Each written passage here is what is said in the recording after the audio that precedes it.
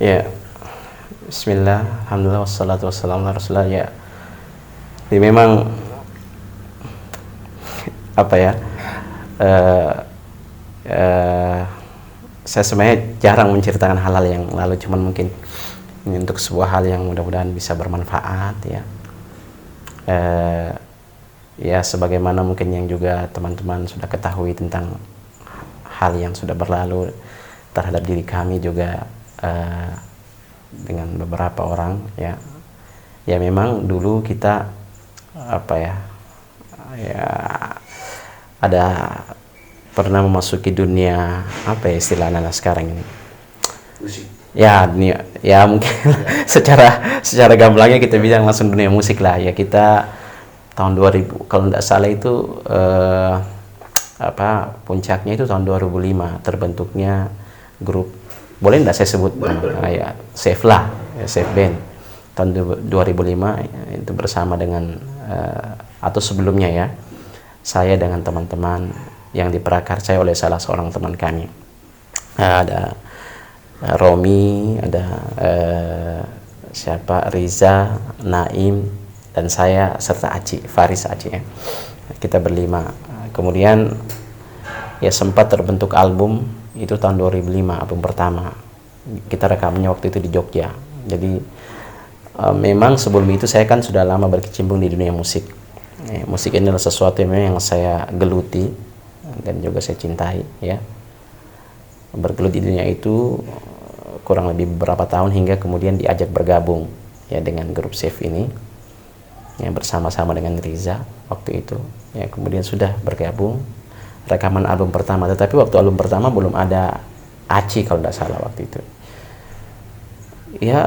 Ternyata ya setelah keluar albumnya, tidak disangka itu disenangi di khususnya di Indonesia Timur ya, di Kendari lah kalau kita bilang untuk daerahnya.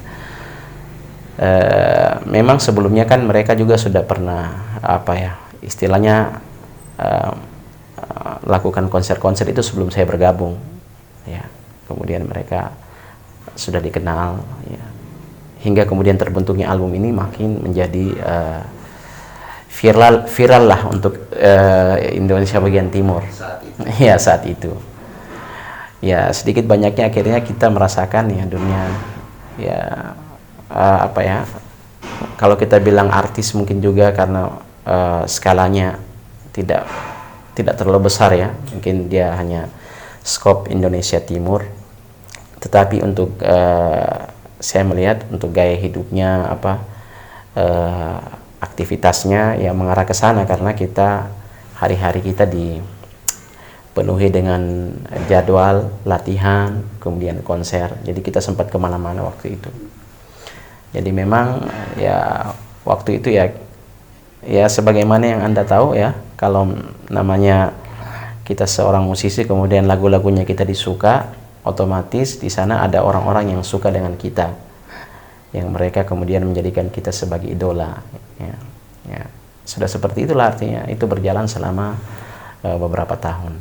Intinya sebenarnya ini hanya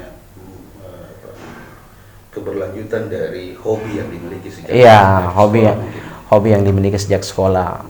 Saya hobi main musik ya, kemudian ya ada momen seperti ini ya, maka ini merupakan sebuah kesempatan ya waktu itu. Kemudian akhirnya saya coba bergabung.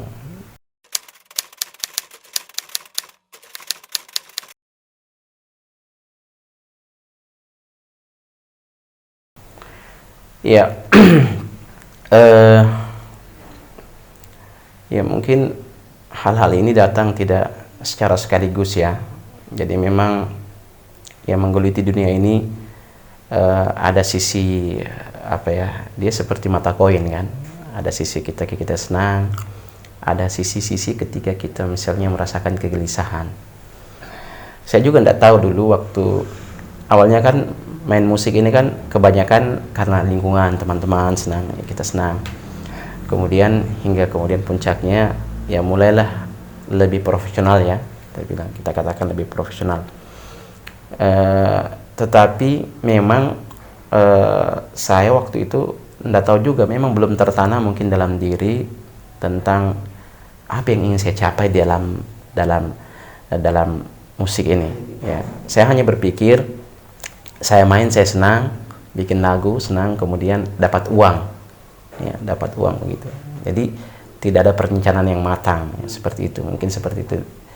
Ya, tetapi sebagaimana saya katakan tadi, memang dalam perjalanannya kita main musik itu seperti dua mata koin. Jadi ada sisi di mana kita senang, ada sisi di mana kita merasa sepi sekali. Ya, saya kadang-kadang dalam kondisi-kondisi tertentu itu seperti merasa kesepian. Nggak tahu ya, mungkin kalau orang-orang yang merasakan seperti itu, saya nggak tahu juga sebabnya apa. Tetapi memang mungkin juga karena sebenarnya basic keluarga saya kan orang tua, ya kalau boleh saya bilang adalah orang yang memiliki kepedulian terhadap agama lah. Sebenarnya saya fahami bahwa dari hati kecil orang tua saya sebenarnya tidak menginginkan saya untuk terjun di dunia ini, karena mungkin ya saya tidak tahu juga, ya namanya orang tua melihat lingkungannya seperti apa, kemudian juga output orang-orangnya seperti apa. Tetapi saya berusaha untuk meyakinkan diriku, ya, dan meyakinkan kepada orang tua, sampai saya berani mengorbankan pendidikan saya waktu itu. Tetapi ternyata memang di tengah perjalanan, entah juga kenapa saya merasakan, saya kan berharap ya mungkin dengan kita buat album semakin terkenal, berarti ya pendapatan semakin banyak, berarti kita semakin senang. Ya kalau senang itu berarti kita bisa tenang ya hidup. Mungkin selama ini karena kita pikir kita ingin misalnya punya barang sendiri, beli sendiri, bisa penuhi kebutuhan sendiri, kalau nanti berkeluarga bisa dijadikan modal. Tetapi dalam perjalanannya saya tidak melihat sisi itu, ya. Artinya apa? Ternyata dalam perjalanannya justru di balik kegembiraan ketika kita main, kegembiraan ketika kita bercengkerama dengan teman-teman, ternyata di sana ada ruang yang dalam yang menjadikan saya gelisah. Entah semakin saya berjalan semakin saya gelisah, saya tidak tahu juga kenapa. Ya, akhirnya saya merasa saya harus lebih banyak mungkin mendekatkan diri dengan Allah Subhanahu wa taala. Mungkin jadi saya tidak bisa menemukan obatnya dalam permainan saya. Ya, saya kan waktu itu mulai kembali untuk memperbaiki ibadah, ya, sholat, ya. Jadi waktu itu kita rekaman kebetulan album kedua waktu itu. Itu pada saat bulan Ramadan kalau saya tidak salah.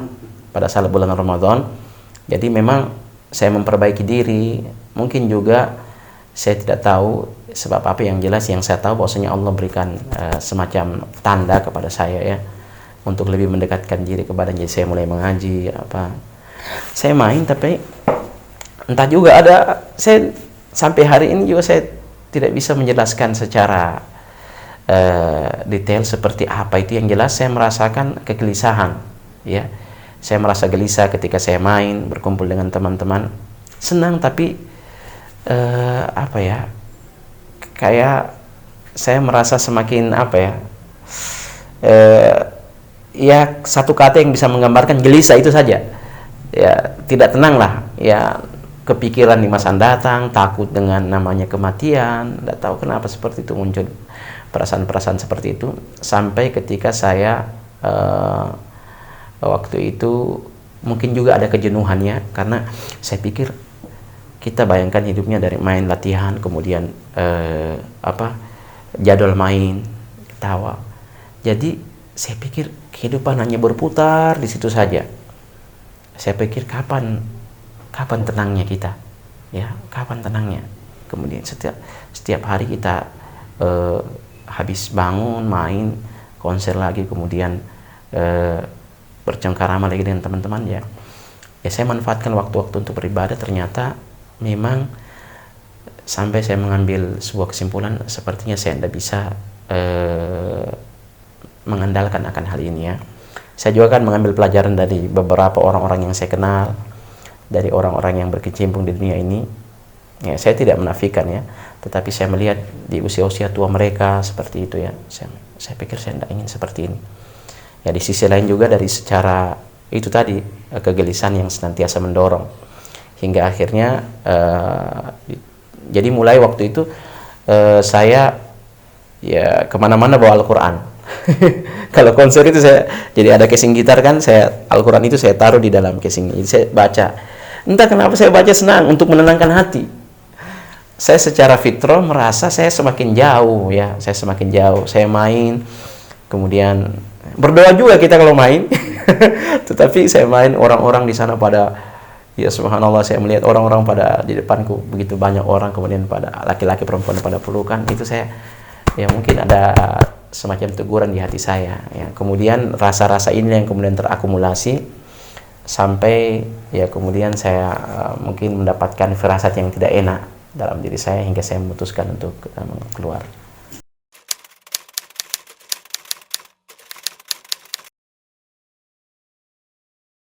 Ya. Ya memang yang saya ceritakan kembali ya. Jadi memang selalu terjadi pertentangan dalam diri saya. Selalu berbicara apakah benar saya jalan hidup yang saya cari ini ya. Kemudian mencari uang dengan cara orang kemudian berleha-leha seperti itu yang kemudian menjadi pertanyaan besar ya dalam diri saya yang selalu menghantui ya. Di sisi ruang gelap saya kesendirian saya itu menghantui, hingga kemudian ketika saya mendapatkan tanda seperti itu ya, akhirnya saya kemudian berkonsultasi dengan salah seorang alim, salah seorang guru saya yang sampai saat ini beliau adalah guru saya. Beliau kemudian memberikan arahan saya ya, akhirnya saya kemudian ya bulat tekad untuk memutuskan. Jadi pada waktu itu kalau tidak salah kita melaksanakan sebuah konser di daerah Konawe Selatan. Waktu itu ada semacam tur ya. Jadi karena waktu itu saya sudah memutuskan untuk keluar, maka ya pada saat itu juga saya menghubungi teman-teman, ayo kita kumpul. Tetapi ada memang salah seorang personel di sana yang dia orang yang sangat dekat dengan saya. Ya beliau itu sudah tahu tentang hal ini. Sebelumnya kami sudah sering cerita, saya sering sharing sama dia tentang bagaimana perjalanan kita. Akhirnya kemudian saya juga sempat sharing bahwasanya sepertinya saya memutuskan harus keluar. Ya, saya sampaikan. Akhirnya kita kumpul di rumah di base camp kita waktu itu. Kita kumpul di base camp kita. Kemudian di situ saya telepon teman-teman kumpul, berikan waktu saya bicara. Pada saat itu juga saya berbicara bahwa saya memutuskan saya keluar. Saya tidak lagi mau dengan dunia ini. Saya sudah putuskan bulat tekad saya untuk keluar karena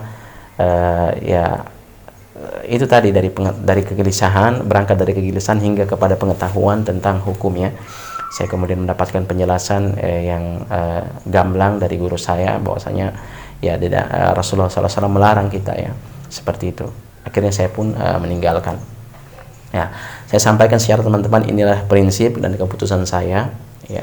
Tetapi saya bersyukur bahwa teman-teman saya ini adalah orang yang dewasa. Mereka orang yang menghargai pendapat ya. Seorang personil mengatakan ya, kalau sudah itu yang menjadi alasan, kita tidak mungkin paksa. Ya, saya kemudian waktu itu putuskan saya hengkang. Nah, setelah saya keluar itu memang saya berpikir, karena ini dalam diri gimana ya, sesuatu yang sangat kita lama geluti bertahun-tahun kemudian tiba-tiba kita tinggalkan, itu perasaan di dalam itu seperti apa. Jadi yang pertama saya rasakan, saya seperti terlepas dari beban. Memang saya benar-benar terlepas dari beban belenggu yang selama ini saya risaukan. Jadi selama ini dalam kesendirian saya seperti seperti berada di sebuah lubang yang tidak memiliki jalan. Itu tiba-tiba dengan keputusan ini saya seperti keluar darinya. Tetapi ada hal yang lain yang mengikuti itu perasaan ya, namanya kita rasa bagaimana kebersamaan selama ini, kemudian juga dengan teman-teman yang lain. Jadi itu mengikuti saya. Jadi ketika saya pulang, memang saya tidak bisa kemana-mana. Bukan tidak bisa kemana-mana, saya menjaga hati saya karena goncangan dalam diri itu sangat besar. Tetapi saya berpikir saya harus ambil keputusan. Goncangan yang sangat besar dalam diri. Akhirnya saya memutuskan berpikir kayaknya saya tidak bisa keluar dulu ini. Ya, saya ya kalau kata-kata anak sekarang hijrah lah ya. Kita kan dulu belum kenal itu nama istilah-istilah hijrah. Pokoknya kita ya tinggalkan lah, tobat lah. Ya, saya tinggalkan waktu itu. Saya lama di rumah ya. Saya di rumah waktu itu saya mulai ikut pengajian kan. Jadi dunia saya hanya rumah pengajian itu selama berapa tahun, kurang lebih kayaknya sekitar 2 tahunan itu. Saya enggak keluar bertemu dengan teman-teman. Bukan saya benci mereka, tidak. Alhamdulillah hubungan kami tetap baik ya. Jadi masa-masa persaudaraan kami, saling berbagi kami itu adalah sesuatu yang tidak bisa untuk kita lupakan ya. Yang saya lupakan sesuatu yang memang saya tidak bisa masukkan dalam dunia saya, itu memang saya lupakan. Tapi hal-hal kebersamaan, hal-hal berbagi itu sesuatu hal yang tidak bisa kita lupakan. Nah, saya menghindari, kenapa? Karena dia seperti magnet ya. Jadi bayangkan kalau saya ketemu orang yang dulu bagian dari masa lalu, itu seperti mengembalikan seluruh memori, dan itu menyebabkan saya setengah mati. Saya tidak bisa itu kadang-kadang bagaimana. Akhirnya saya jalani seperti itu sampai kemudian alhamdulillah Allah Subhanahu wa taala berikan rasa ketenangan dalam jiwa, artinya ketenangan dalam hal bahwa saya sudah kuat untuk menghadapi ini. Jadi kurang lebih 2 tahun lah. 2 tahun saya itu hidupnya dari rumah pengajian ya, paling bantu orang tua kantor, hingga kemudian bantu ibu ya. Dan bilang itu masa transisi. Iya, masa transisi. Jadi awalnya kan saya berada di persimpangan, kemudian saya keluar dari persimpangan ini kan. Ya, sementara keluar dari persimpangan dalam keadaan jiwa saya memang saya tidak, kalau sekarang kan misalkan orang hijrah seperti inilah ya. Itu kan sudah lingkungan sudah ada, banyak teman kondusif. Dulu kita tidak, saya sendiri. Jadi ya tiba-tiba bertemu dengan orang-orang baru kan, orang-orang yang saya tidak kenal, orang-orang bukan bagian dari masa lalu. Jadi otomatis butuh penyesuaian. Jadi saya hanya dari rumah ya ikut pengajian, rumah ikut pengajian. Ya memang juga ada teman-teman yang mempertanyakan seperti apa kok bisa ambil keputusan seperti itu ya, tapi ya saya berpikir ya ini adalah sebuah keputusan yang harus saya jalani. Ya.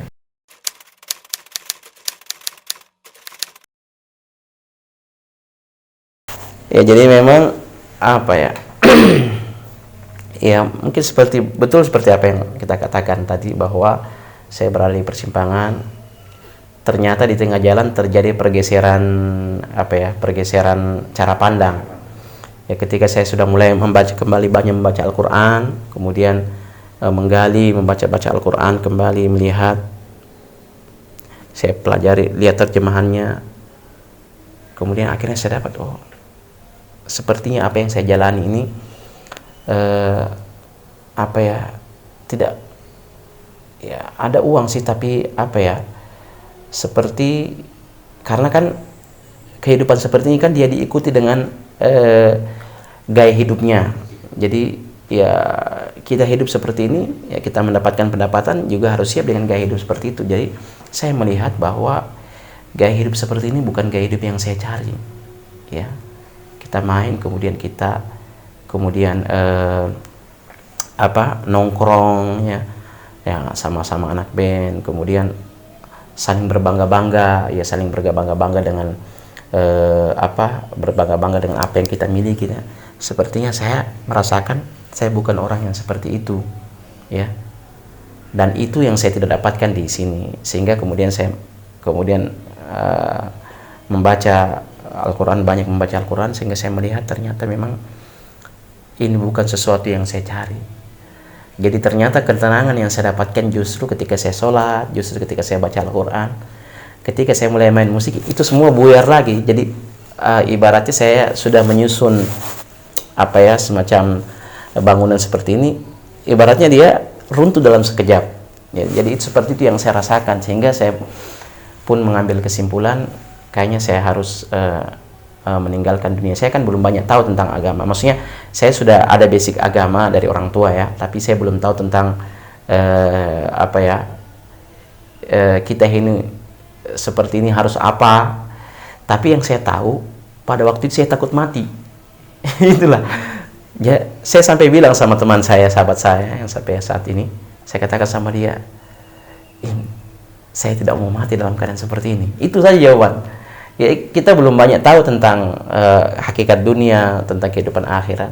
Belakangan karena baru saya tahu ternyata memang seperti ini harusnya kita, bahwa dunia ini hanya sebagai wasilah, segalanya itu adalah tujuan hidup kita itu adalah akhirat. Ya, kita kan tidak mungkin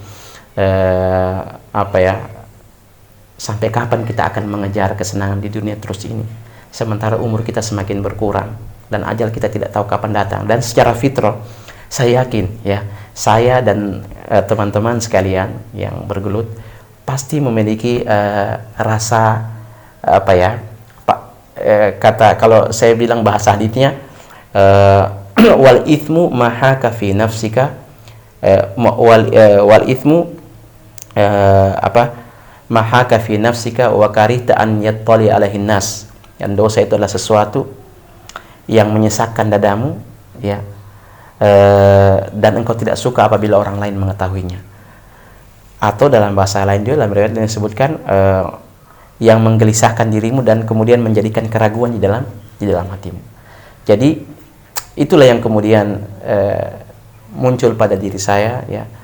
Saya kemudian takut mati. Jadi saya itu sebelum pergi konser keluar itu malamnya sholat dulu. Sholat dulu, saya minta ampun. Saya takut sekali kalau naik pesawat. Entah kenapa, ya, takut sekali. Artinya saya selalu berpikir bahwa dalam fitrah saya, kehidupan yang sebenarnya itu setelah kematian, ya kan? Kehidupan sebenarnya setelah kematian. Sehingga tidak mungkin dong sesuatu yang saya sadari bahwasanya ini kayaknya kurang baik untuk bekal saya. Ya, oleh karena itu saya kemudian selalu ketika mulai diperhadapkan dengan masalah-masalah seperti ini, saya tidak menemukan jawaban. Mungkin kalau kita berbicara dengan normal, main-main, saya bisa menemukan jawaban. Saya akan cari maisha di sini, cari pekerjaan. Tapi kalau sudah diperhadapkan sama yang satu ini, yang satu yang namanya kematian, saya tahu jawabannya, bahwasanya jawabannya saya harus tidak boleh dalam keadaan seperti ini. Itu saja mungkin.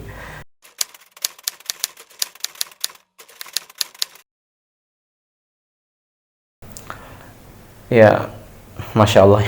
Sebenarnya kalau kita membahas itu pembahasannya sangat luas, ya. Kalau kita berbicara hidayah, karena kan semua ini atas hidayah Allah Subhanahu wa taala, itu kita tidak bisa kita ukur, ya.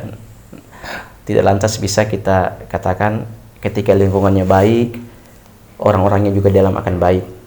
Ketika lingkungannya buruk, orang-orangnya dalam juga buruk, karena ya semua ini atas taufik dari Allah. Karena ini juga kan kita melihat, bayangkan Nabi Nuh alaihissalam, beliau adalah seorang nabi, akan tetapi anaknya tidak beriman dalam sebuah konteks keluarga. Sementara istri Fir'aun, dia dalam konteks keluarga yang buruk, ternyata istri Fir'aun bisa beriman. Artinya ini memberikan gambaran kepada kita bahwa lingkungan itu memang sesuatu yang berpengaruh, akan tetapi dia bukan satu-satunya sebab. Kembali lagi, itu semua adalah hidayah Allah Subhanahu wa taala.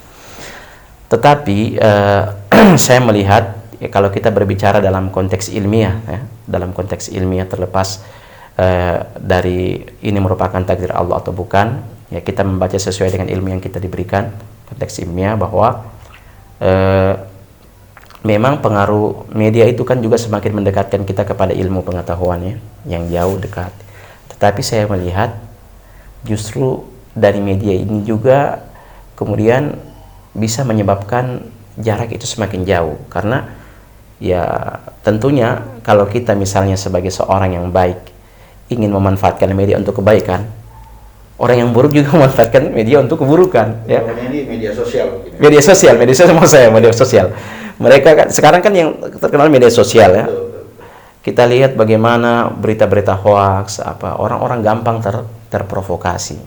Jadi saya melihat bahwa sekarang itu memang dituntut bagi kita, ya, untuk banyak memanfaatkan momen-momen, banyak memanfaatkan media-media untuk berusaha untuk mengajak orang kepada kebaikan, ya, sebagaimana yang kami misalkan lakukan, ya.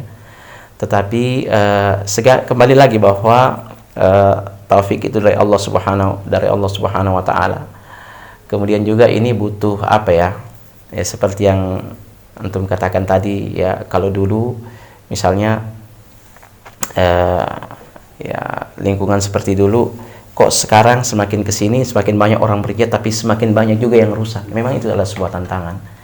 Telah disebutkan juga dalam hadis bahwa setiap masa itu berlalu, melainkan sesuatu yang datang setelahnya itu lebih buruk. Ya memang seperti itu kondisinya yang terjadi sekarang. Jadi tantangannya itu kan jauh lebih besar. Alhamdulillah dengan banyaknya orang-orang yang berhijrah, kita bersyukur, kita melihat teman-teman ya. Tetapi jangan lupa juga untuk kita terus bersosialisasi dengan teman-teman yang lain. Ya menjaga karena kalau bagi saya pertemanan itu ada hal yang memang ditinggalkan, tetapi ada hal yang memang tidak bisa untuk dilupakan. Ya, tidak semua hal untuk kita lupakan. Ya, hal-hal yang masih bisa kita ingat, kemudian yang kita bisa memberikan manfaat dengannya, ya kita lakukan seperti itu. Allahu a'lam. Ya, ada sih sebenarnya Allah Subhanahu wa taala berfirman dalam surat Al-Baqarah ketika Allah Subhanahu wa taala telah mengeluarkan Nabi Adam alaihissalam dan juga Hawa dari surga. Allah Subhanahu wa taala berfirman, "Qulna ihbitu minha jami'a fa imma ya'tiyannakum minni huda faman tabi'a hudaya fala khaufun 'alaihim wa lahum yahzanun."